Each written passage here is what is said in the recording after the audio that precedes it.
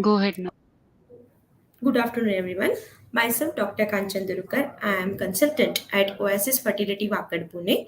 I am going to talk today regarding our Facebook live session, and our today's Facebook live session is assessment of the causes of infertility. So we are going to discuss about what are the different causes of infertility and how they have to be assessed and how to go ahead with them. So basically, we are going to talk about what can be the cause of infertility. Now, when to label a couple as a infertile, or maybe they need a treatment, or they need to visit a fertility consultant. So, if a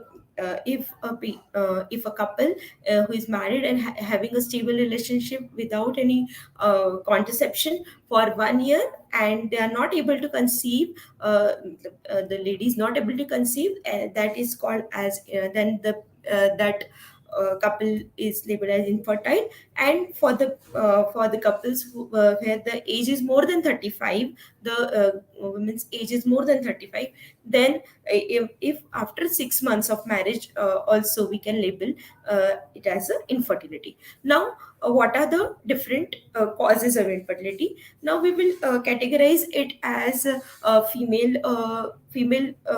causes of infertility, male infertility, and unexplained causes.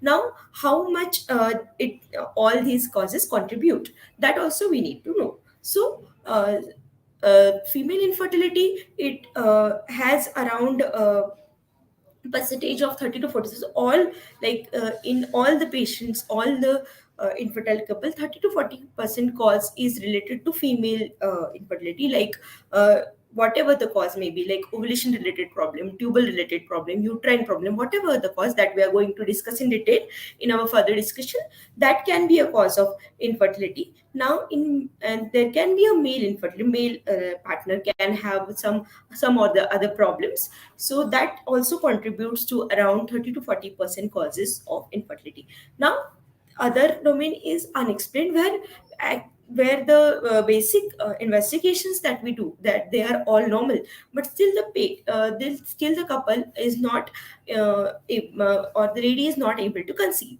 So that is called as a unexplained, and that too is around the incidence we say is around 10 to 15% of all the infertility patients.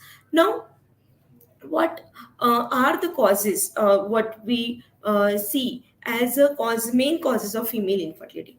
Now, we can categorize them for our understanding as ovulatory causes, then tubal causes, tubal factor like fallopian tube related causes, then there can be uterine anomalies related causes, there can be peritoneal causes like other causes, and infection related causes. Now, ovulatory causes, these are the most common, we can say, of the female causes of infertility. So the female basically has some or the other problems in ovulation. So what are these causes? There can be a problem of PCOD, where the patient is having more than 20 or we can say more number of eggs in her ovary, and her ovary is polycystic. So PCOD is much more common nowadays, and it is a reason for anovulation, or we can say oligovulation. Now, what is this anovulation or oligovulation? It is basically where the ovulation is not occurring, the whatever the regular cycle is there, where the woman is ovulating at 14th day, that is not happening, or or the patient is having infrequent ovulation, that is in 1 month she is not ovulating and in the other month she is ovulating. So that is called oligovulation. So in the PCOS patient, the patient may have at either anovulation or oligovulation, which, so ovulation is not occurring, that is the cause of the infertility in these patients. Now, other ovulatory cause may be poor ovarian reserve. Now, why this poor ovarian reserve is there, or what is poor ovarian reserve? So, when the ovarian reserve of any lady falls below the critical level, where the patient may be ovulating, but the ovarian reserve is coming down. So what happens when the ovarian reserve comes down is the egg quality falls, and this can be assessed by the means of either USG, or AMH level. If the AMH level is falling below a critical level, let's say below 1.5 or 1.2, and the AFCs in each ovaries, if they are falling less than 5, then we can say that the lady is having the poor ovarian reserve. And why this happens mostly because of the advancing age. As we see the late age of marriage, the late time or the planned conception, where the conception is planned after the age of 30-32, here we can see the patients having low ovarian reserve. And actually in any lady, the ovarian reserve starts falling from the age of 32, and at 35 it falls, and by the age of 40 it falls drastically. So this is the poor ovarian reserve, which is also one of the leading cause of infertility, or we can say a leading cause of female infertility. So we have discussed about PCOS and poor ovarian reserve. So these two conditions both can be diagnosed or assessed by ultrasonography and AMH assessment, and some hormonal test also. And poor and reserve also can be diagnosed by ultrasonography and AMH.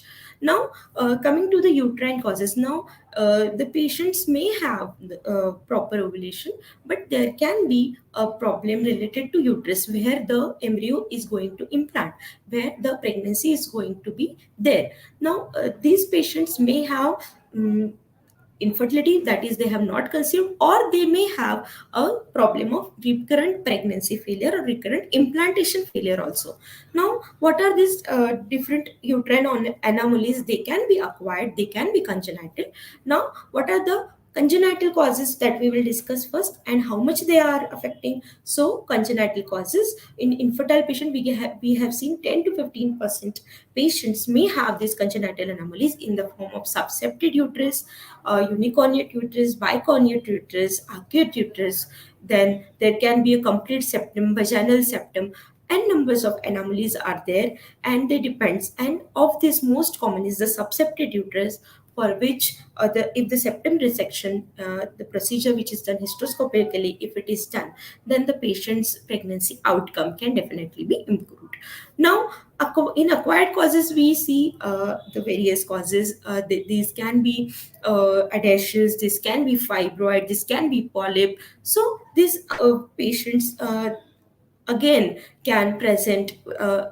Every fibroid or every polyp is not going to affect the fertility, but of course the fibroid which are larger in size, which are nearer to cavity, they are definitely going to affect the fertility. And for these patients, if the surgery is done, the fibroid is removed, if the polyp is removed, their fertility definitely enhances, and they can achieve pregnancy.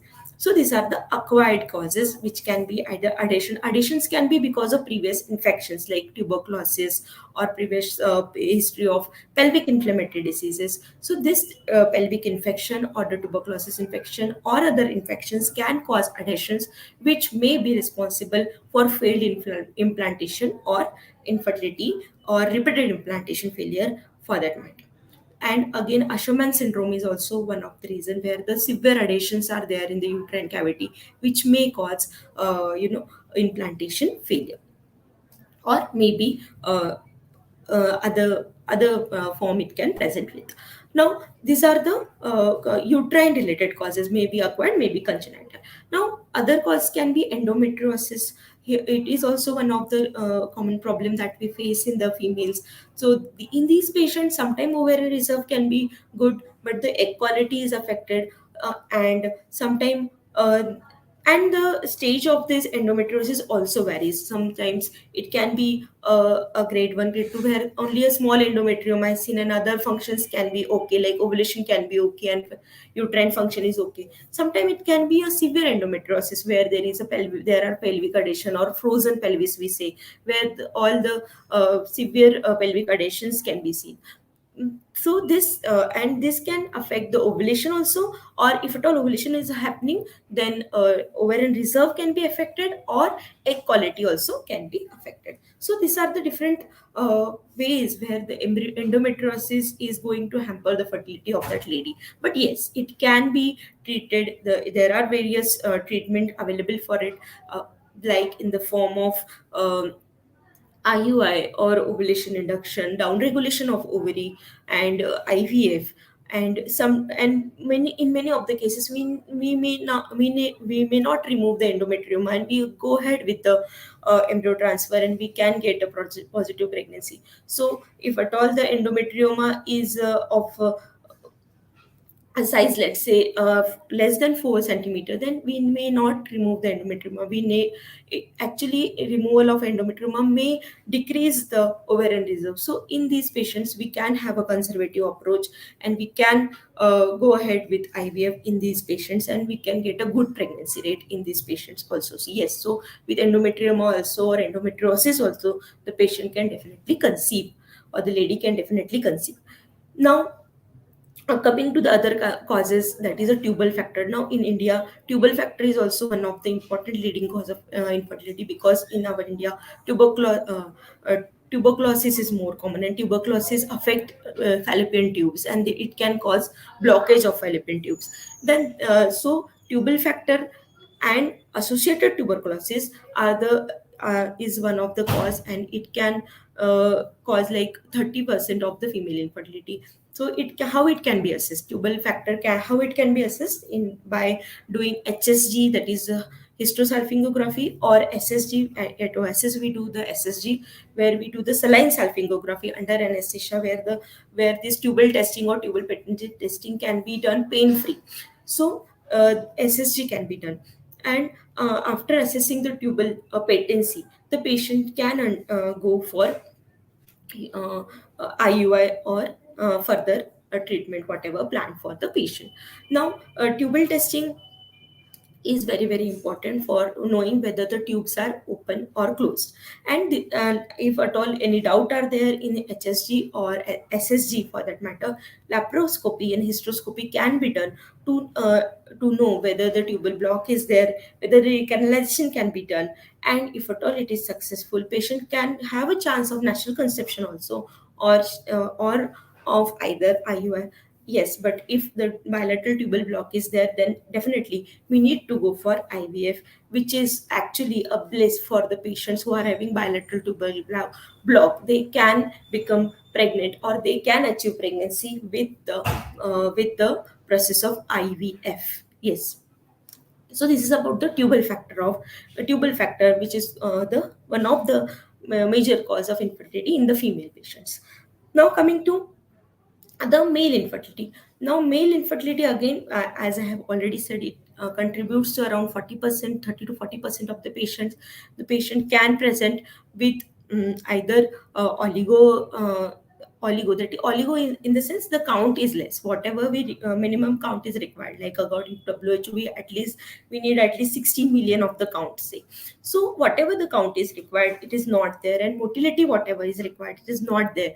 And the normal forms of sperms which are required, so according to the WHO parameter, what we assess of the patient, if it is not there, then we say that the patient's count is subnormal, and these patients need evaluation, needs further management, and treatment in the form of antioxidants. Sometimes hormone therapy may be needed in these patients in the form of tablets and injections also, and they can achieve the count which is required, and whatever the treatment is planned, like either IUI or IVF, can be done for these patients. Now, the patients with male partner may have either count is less, or there can be azoospermia. Complete absence of sperms can be diagnosed in these patients.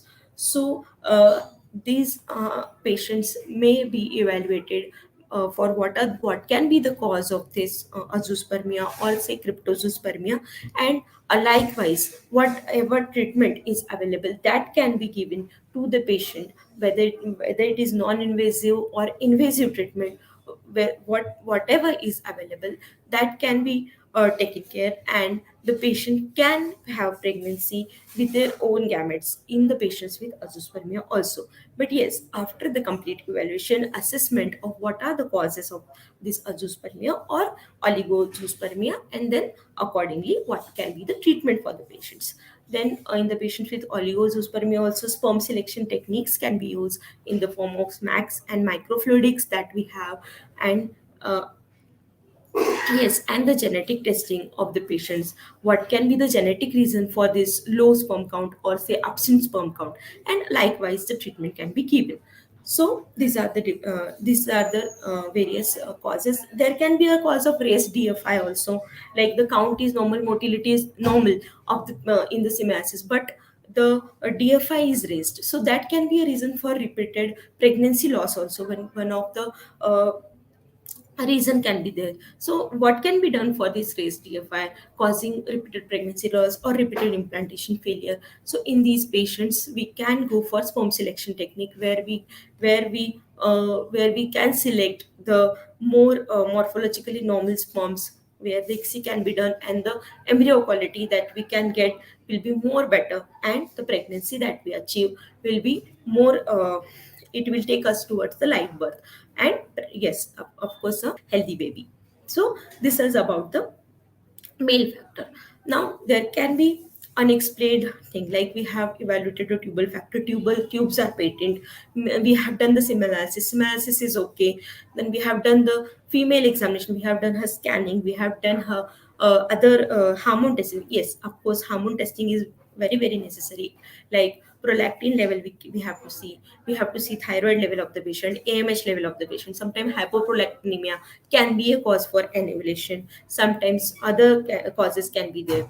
So these all things we need to check on one basic ultrasonography for the assessment of the any causes, like if at all fibroid is there, polyp is there, that can be assessed on the baseline scan itself. So if at all this causes we know, then we can label it. But if at all we get a normal scan also, then and tubal factor is not there, spermiosis is also okay, whatever the basic test we do, they are okay, then we label that it is a unexplained infertility. In these patients there can be some unaddressed issue in the form of endometriosis, or say the tubes are patent but there can be some circulation which are not addressed on SSG, and then the tubes are not properly functioning, though they are patent, but they're functioning, their ciliary motility we say, that can be hampered, which may lead to the infertility in these couples, or endometriosis that I have spoke before. Or there may be a moderate ovarian reserve, where the ovarian reserve is not that much reduced, like critically low, but it is in the range of moderate, and where the oligovulation, or we can say the ovulation is there but the egg quality is hampered, which may be a reason for infertility.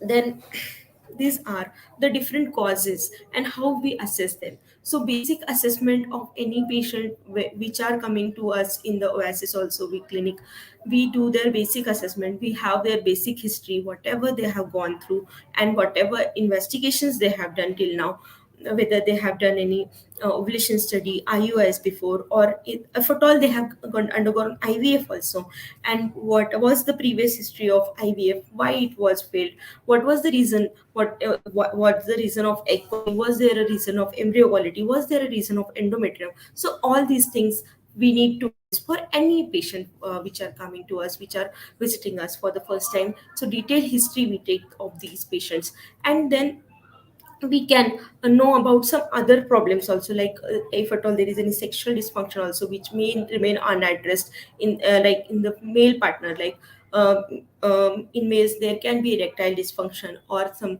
uh, anejaculation also. So this history can be taken by taking a proper and detailed history with complete privacy for that couple. So these are the important thing when we are dealing with any couple coming to us. And yes, in Oasis we have the practice of having detailed history and complete evaluation of the patients, and then likewise, according to the cause, we can have a specific treatment, specific investigations to go ahead for whatever the cause is there, and why the whatever the cause is there. Like if the patient is having azoospermia or oligospermia, or say previous history of failures, then what can be there? What is there, any genetic cause? Is there any other cause? So likewise, we see for those causes, and then we come to the plan, and we can go ahead with whatever the treatment best is there for that couple. And yes, definitely, we can treat whatever the cause is, and we can go ahead with the best possible option for the couple to have a pregnancy, and yes, a live healthy baby. So this is all from my side. If at all viewers are having any question, they can put it on in the comment box, and we can discuss whatever the query the viewers are having in detail. Thank you so much. Thank you for your patience here. Thank you.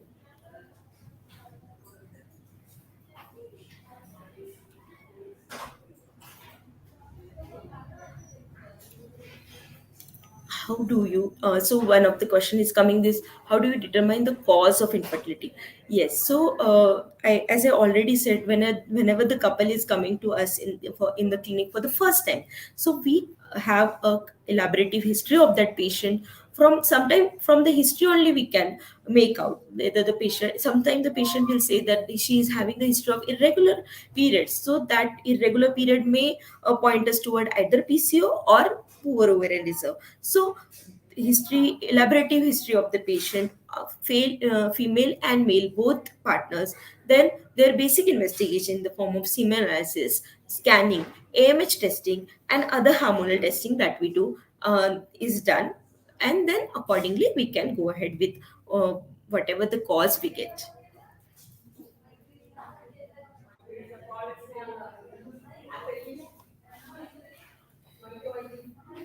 What is the infertility list? Any four reasons of infertility?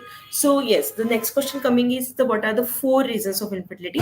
So as I have discussed earlier also, so there can be in females, like there can be a reason of PCOD, there can be a reason of poor ovarian reserve, then there can be endometriosis or uterine anomaly for that matter, uterine anomaly in the form of, say, acquired anomaly in the form of fibroids, or congenital anomaly in the form of septate uterus.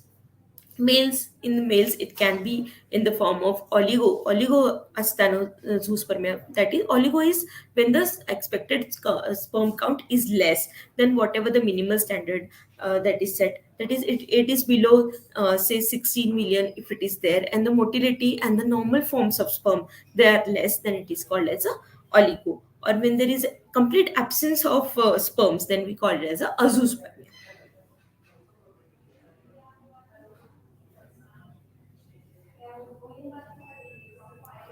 So the next question coming up is, what is the first treatment for infertility? For me, I think first treatment for infertility will be the counseling of the patient, and boosting the morale of the patient. That will be my first treatment before going for sonography also. Yes, whenever we are taking the history, the patients who are coming to us, they are actually frustrated. They don't know why they are not conceiving naturally, or if at all the patient has treatment taken the treatment earlier, then they are frustrated that we have taken so much treatment, then also we are not able to conceive. So basically, counseling the patient, boosting their morale, that will be the first treatment of infertility for me.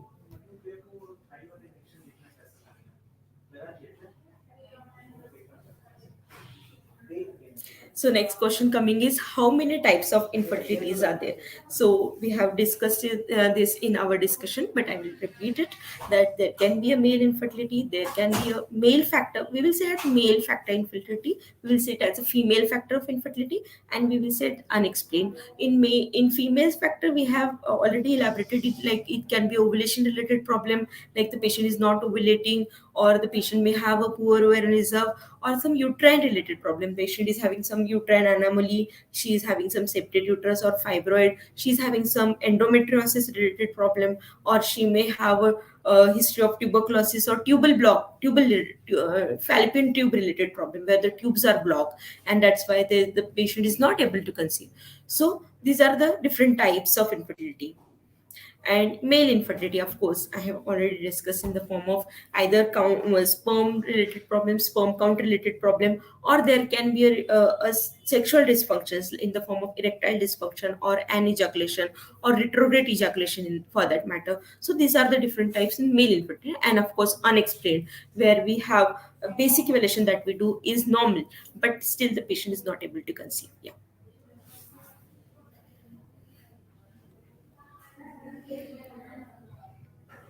Okay, now next question coming up is, what are the three ways to prevent infertility?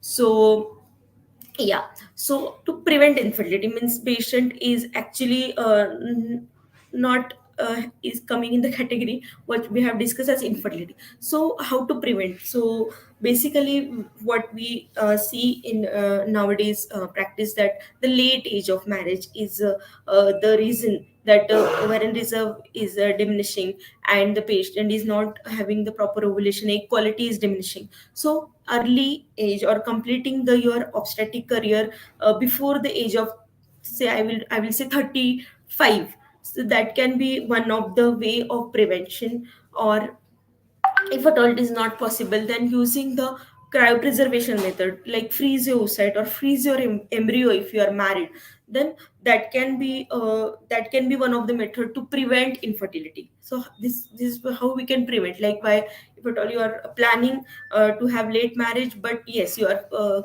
worried about you may face infertility, then you can use this cryopreservation method in the form of oocyte cryopreservation or embryo cryopreservation if you are married.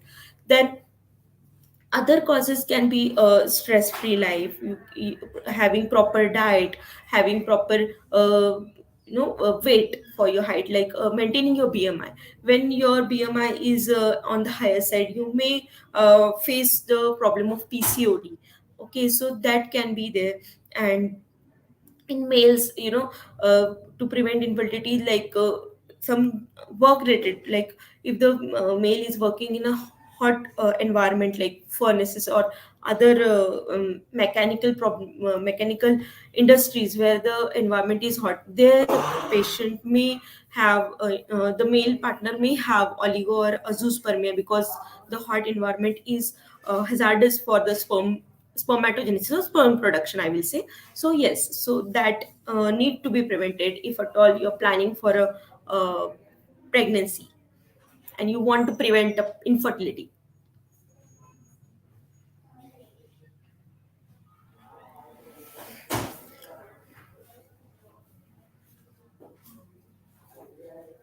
So one question from a patient is coming, that how does endometriosis affect fertility and my ability to get pregnant? Yes, so endometriosis is also one of the reason that the patient may not conceive. How it causes? Because the ovarian, most common cause of site of endometriosis is ovarian endometrioma, where the ovary is affected by, and the blood collection, I will say in the normal language, that blood collection is there in the ovary. So what this blood collection does? Blood collection does is the ovulation is not happening, or the ovulation, if it is happening, it is not frequent, and the egg that is released, that can have a some compromised quality. So that can cause the infertility or tubal related problems. Sometimes there can be anatomic distortion. If the severe endometriosis is there, there can be a anatomic distortion which may cause, if the ovulation is occurring, that is not able to come to uterus. So that can also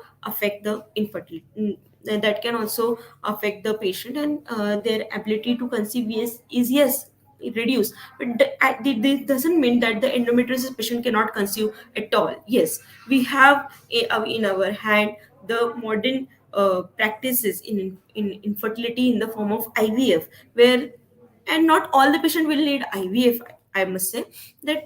That need to be stratified, that what is the stage of endometriosis of the patient, what is the age of that patient, what is the ovarian reserve of that patient, and then we need to go into the details of that patient, and then we need to plan accordingly, that whether the patient needs IUI or whether the patient needs IVF, and how is her egg reserve or ovarian reserve, and accordingly we take the decision.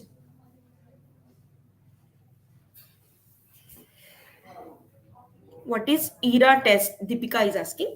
So yes, ERA test is basically full form of ERA is endometrial receptivity array. Now what is this ERA and why it is done? It is done basically, it is not routinely done in the patients with IVF. It is done before endometrium embryo transfer. So why it is done? To do the personalized embryo transfer. Sometimes in the patients with repeated implantation failure, there can be a shift in the window of implantation.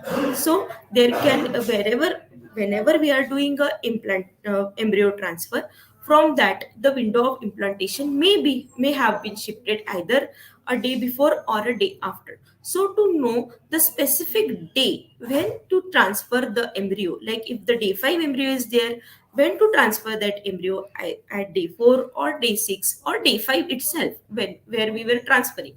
So to know the basic window of implantation, where what is the best possible time to transfer the embryo for that patient, that is called personalized embryo transfer. So we get to know from the ERA testing. So basically we get to know the timing, proper timing to do the embryo transfer. And yes, it is not routinely indicated, it is not indicated in the first cycle itself, it is indicated in the patients with previous IVF failure, previous implantation failure.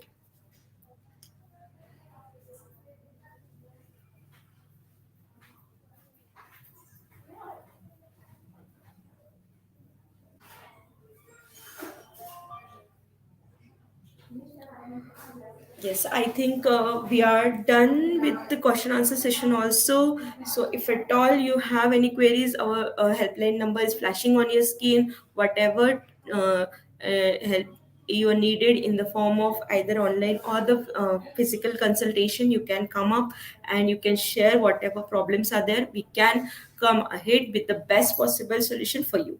So thank you all viewers for listening patiently. Thank you so much.